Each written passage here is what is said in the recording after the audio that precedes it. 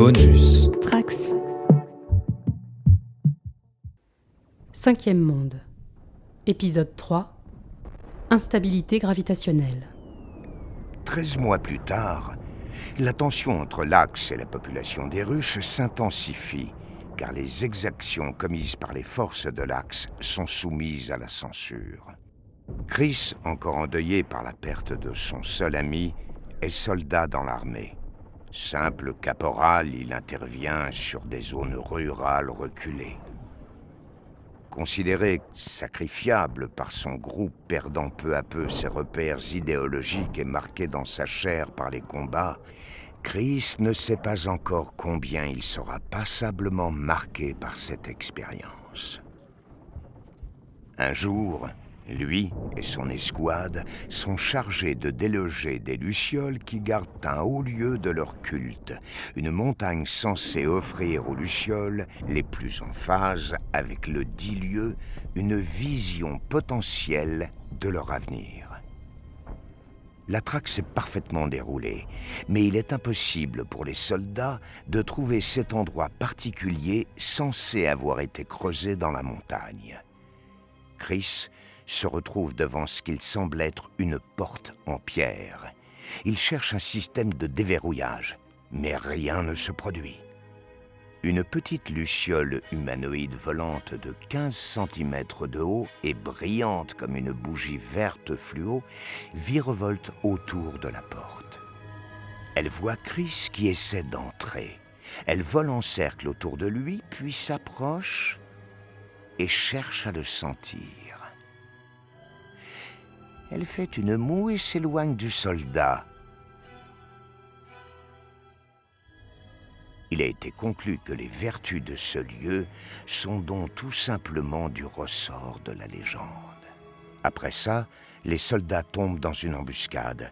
Chris, en cherchant à se protéger d'un tir de roquette, envoie malgré lui une boule d'énergie bleue qui vient contrer le projectile et lui sauver la vie. Il est déboussolé. Ce genre de capacité contre nature n'appartient pourtant qu'aux sales lucioles. Heureusement pour lui, personne n'a été témoin de cet événement étrange et inquiétant. Chris, confronté aux lucioles, découvre leur tactique d'approche et de dissimulation, mais aussi le comportement abject que leur réservent ses collègues. Un soir, dans un village, après une manifestation matée dans le sang, il vacille. Témoin du massacre atroce de civils, sa main tremble sur son fusil d'assaut. Il se retient de tirer sur les soldats de sa compagnie qui posent fièrement avec des cadavres de lucioles. Mais il ne tirera pas et préfère s'éloigner. C'est naturellement qu'il retire ensuite son armure sur un chemin de terre en face d'une immense vallée brûlée et marquée par les combats. Son armure au sol, il remet les lanières de son sac en place, puis entame sa marche, laissant cette vie et cette simple histoire de soldat derrière lui.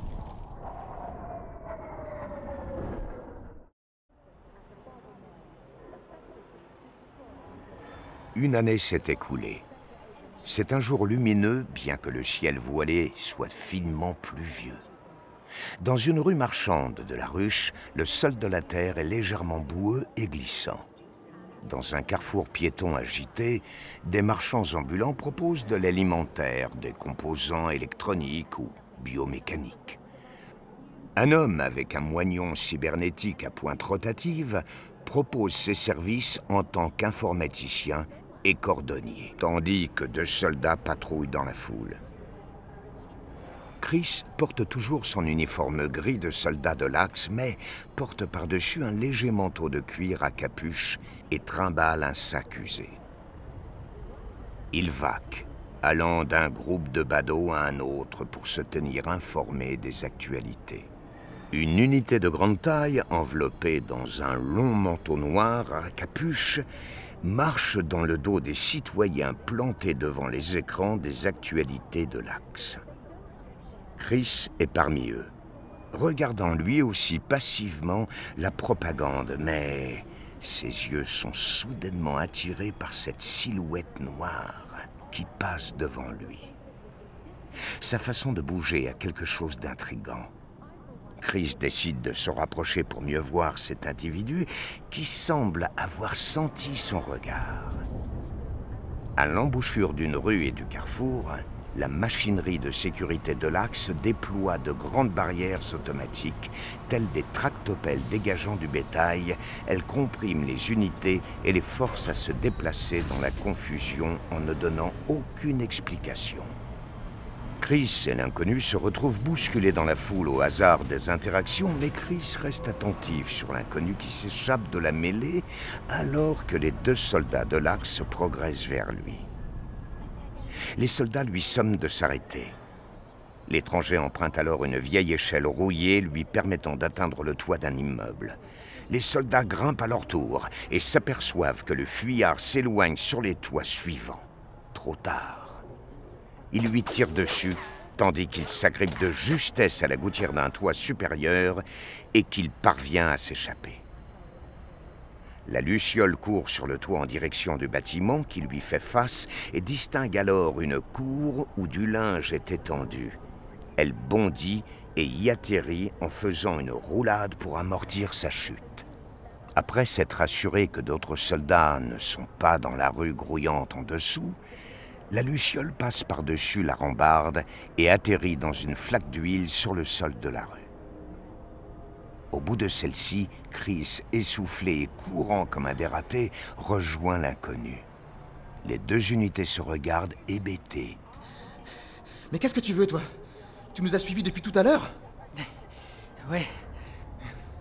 Akion n'est pas rasé. Il a les joues creuses, les cheveux bruns mi-longs et une petite tresse tombe sur sa nuque. Il porte une armure noire, avec 2 épaulettes de formes différentes.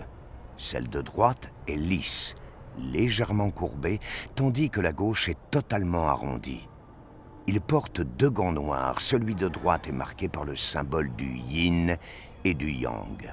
Akion porte alors sa main sur l'écouteur qu'il porte à l'oreille afin d'améliorer sa connexion défaillante. Je te reçois pas. Où ils sont? Z, vous m'avez?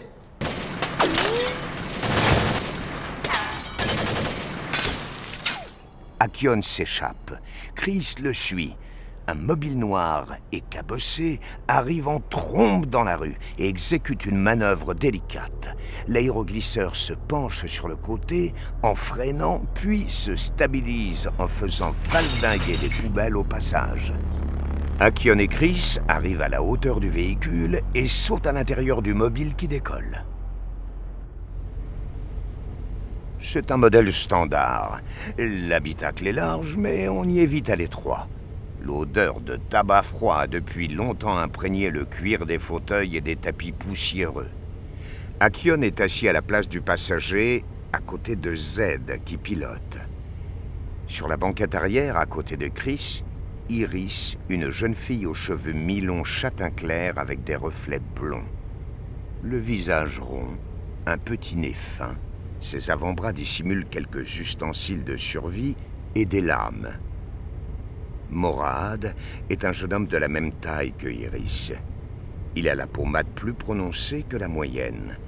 Il porte une armure rafistolée et cabossée composée en partie de pièces d'une armure de soldat Axe, mais repeinte en bleu outre-mer. Il est armé d'un fusil lourd et son avant-bras incorpore un gantelet comprenant un lance-corde et un lance-roquette à concussion. Mais tu veux te faire tuer, toi, ou quoi? T'as mangé? Non. Iris donne à Chris un morceau de pain avec un bout de viande séchée. Z est un homme grand, costaud, le crâne rasé très court, clope au bec, le flingue à portée de main. Il pilote le mobile sans faire de commentaires. Tu t'appelles comment? Chris, je me suis trouvé là par hasard. J'ai été entraîné, je veux pas vous causer de problème. Bon, on peut le déposer où à cette heure-là? Vers à l'esthète, il y a des trains là-bas. Non, attendez.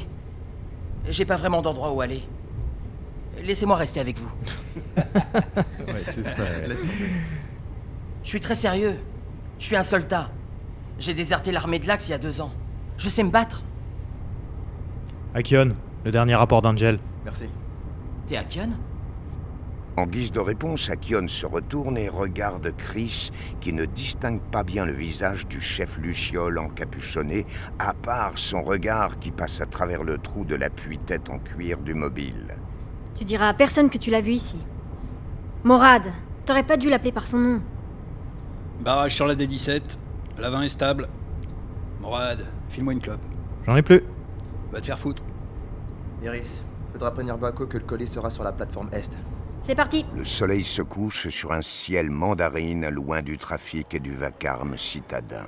Les routes aéromagnétiques forment un véritable réseau aérien autour de la jupitérienne tour CPPA-01 qui reflète la lumière agonisante d'un soleil couchant.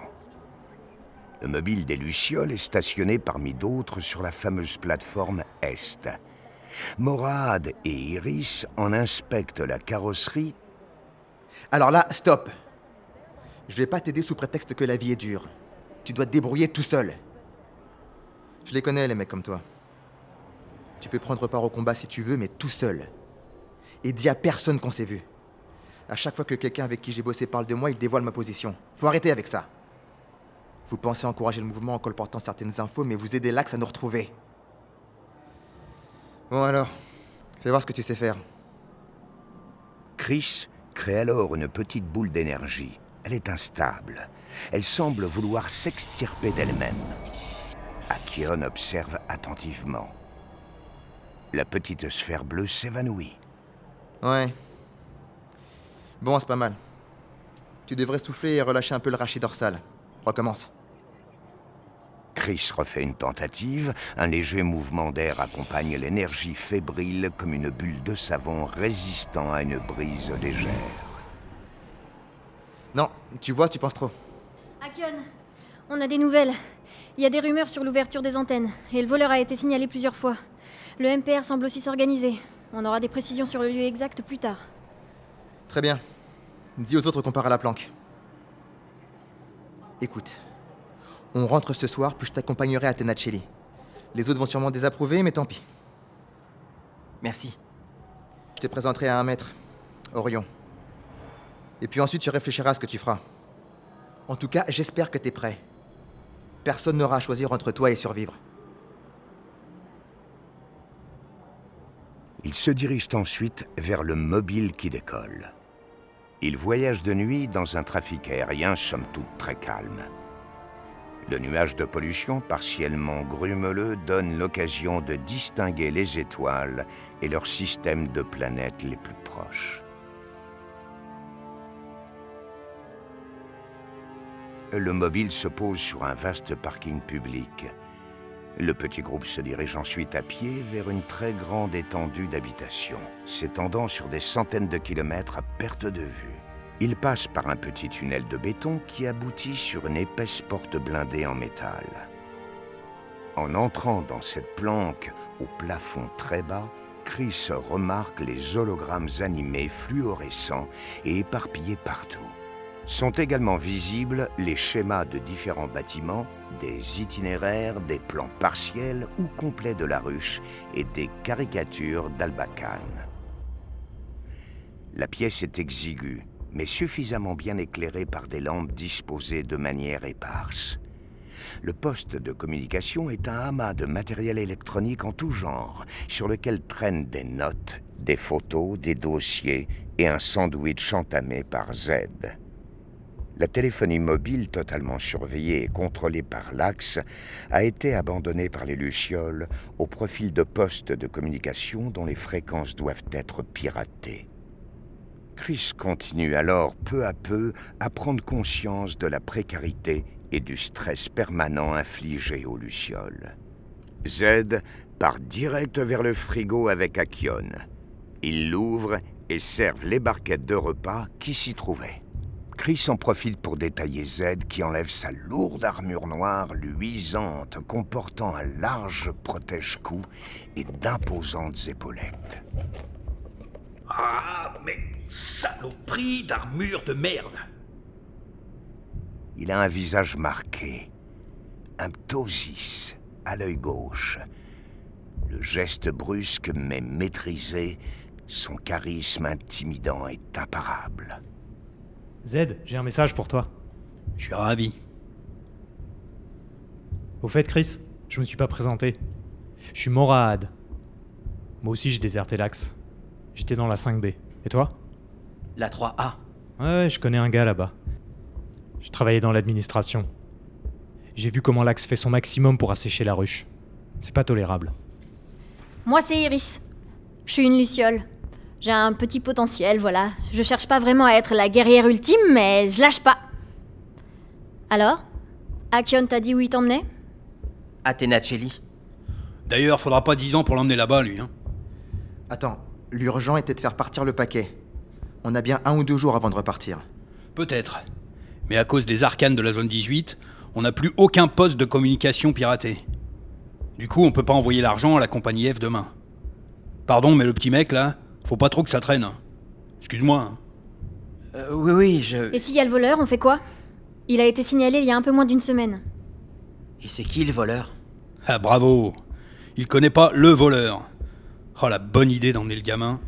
Le voleur est un tueur de lucioles. Personne connaît son nom. C'est un super arcane, mais il a pas l'air d'obéir aux ordres.